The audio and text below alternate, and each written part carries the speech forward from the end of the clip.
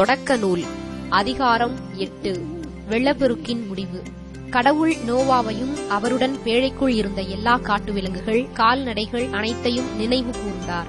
ஆகவே மண்ணுலகின் மீது காற்று வீசச் செய்தார். வெள்ளம் தணியத் தொடங்கியது. பேராழத்தின் ஊற்றுகளும் வானங்களின் மதகுகளும் மூடப்பட்டன. வானத்திலிருந்து மழை பெய்வது நின்றது. மண்ணுலகில் வெள்ளம் வற்றி குறைந்து கொண்டே வந்து 150ஆம் நாள் முடிவில் வெள்ளம் வடிந்தது. 7ஆம் மாதத்தில் 17ஆம் நாளன்று அரராத்து மலைத்தொடர் மேல் பேழை தங்கியது. 10ஆம் மாதம் வரை வெள்ளம் குறைந்து கொண்டே வந்தது. 10ஆம் மாதத்தின் முதல் நாளில் மலை உச்சிகள் தெரிந்தன.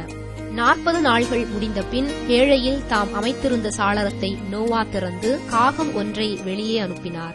அது மண்ணுலகில் வெள்ளம் வற்றும் வரை போவதும் வருவதுமாக இருந்தது. பின்னர் நிலப்பரப்பிலிருந்து வெள்ளம் வெடிந்து விட்டதா என்று பார்க்க புறா ஒன்றை தம்மிடமிருந்து வெளியே அனுப்பினார். ஆனால் அதற்கு கால் வைத்து தங்குவதற்கு இடம் தென்படாததால் அது அவரிடமே பேழைக்கு திரும்பி வந்தது.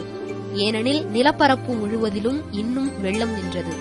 ஆகவே அவர் தம் கையை நீட்டி அதை பிடித்து தம்மிடம் பேழைக்குள் சேர்த்துக் கொண்டார்.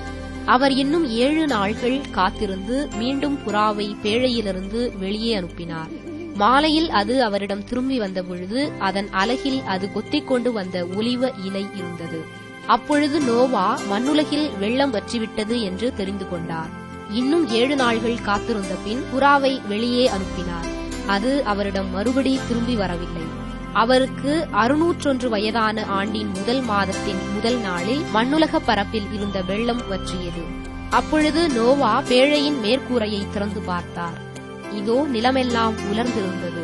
2ஆம் மாதத்தின் 27ஆம் நாளில் மண்ணுலகில் நீர் வற்றியிருந்தது. அப்பொழுது கடவுள் நோவாவிடம் கூறியது, நீயும் உன்னுடன் உன் மனைவியும் உன் புதல்வரும் உன் புதல்வரின் மனைவியரும் பேழையிலிருந்து வெளியே வாருங்கள்.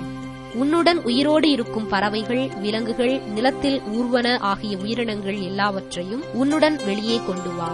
மண்ணுலகில் அவை பன்மடங்காகட்டும். பூவுலகில் அவை பலுகை பெருகி பலன் தரட்டும். ஆகவே நோவாவும் அவர் புதல்வரும் அவர் மனைவியும் அவர் புதல்வரின் மனைவியரும் அவருடன் வெளியே வந்தனர். விலங்குகள், ஊர்வன, பறவைகள், மண்ணுலகில் நடமாடும் அனைத்தும் வகை வகையாக பேழையிலிருந்து வெளியே வந்தன. நோவா பலி செலுத்தல். அப்பொழுது நோவா ஆண்டவருக்கு ஒரு பலிபீடம் கட்டி அதன் மேல் எல்லா வகை தக்க விலங்குகள், தக்க பறவைகளிலிருந்து எடுக்கப்பட்டவற்றை எரிபலியாகச் செலுத்தினார். ஆண்டவர் நறுமணத்தை நுகர்ந்து தமக்குள் சொல்லிக் கொண்டது, மனிதரை முன்னிட்டு நிலத்தை இனி நான் சபிக்கவே மாட்டேன். ஏனெனில் மனிதரின் இதயச் சிந்தனை இளமையிலிருந்தே தீமையை உருவாக்குகின்றது. இப்பொழுது நான் செய்தது போல இனி எந்த உயிரையும் அழிக்கவே மாட்டேன். மண்ணுலகு இருக்கும் நாளளவும் விதைக்கும் காலமும் அறுவடை காலமும் குளிரும் வெப்பமும் கோடை காலமும் குளிர்காலமும் பகலும் இரவும் என்றும் ஓய்வதில்லை.